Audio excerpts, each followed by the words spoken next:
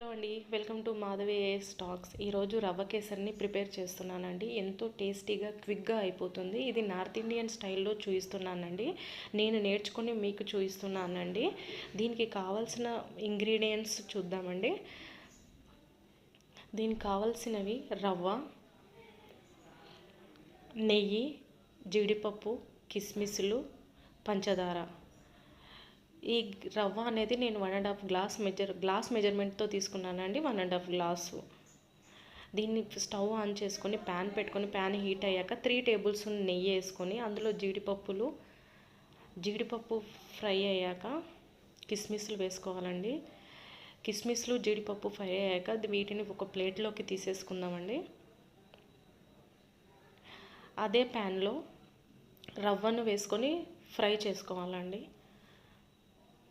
రవ్వను ఫ్రై చేసుకుంటూనే ఉండాలండి. ఎక్కువ టైం పడుతుంది ఇది ఫ్రై చేయడానికి. మనము రవ్వ కేసరి ఈ దాన్ని రెడీ చేసేటప్పుడు సిమ్ టు మీడియంలో స్టవ్ ఆన్ చేసుకొని ఉండాలండి. హైలో చేయొద్దు, సిమ్ టు మీడియంలోనే స్టవ్ ఆన్ ఉండాలి. ఇలా లైట్ బ్రౌన్ కలర్ వచ్చేంత వరకు ఫ్రై చేస్తూనే ఉండాలండి. తర్వాత దీనిలోనికి 1 కప్పు పంచదారను యాడ్ చేస్తున్నాను. పంచదారను హిందీలో చినీ అంటారండి. ఈ పంచదారను కూడా ఈ విధంగానే ఫ్రై చేసిన తర్వాత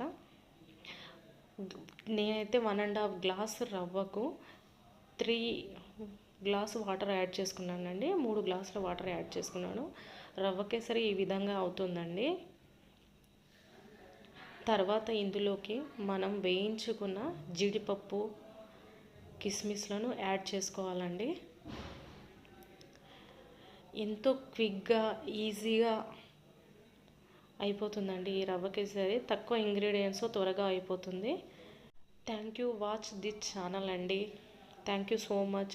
ఎవరన్నా చూసి ఉంటే దీన్ని సబ్స్క్రైబ్ చేసుకోండి, ఛానల్ని లైక్ చేయండి.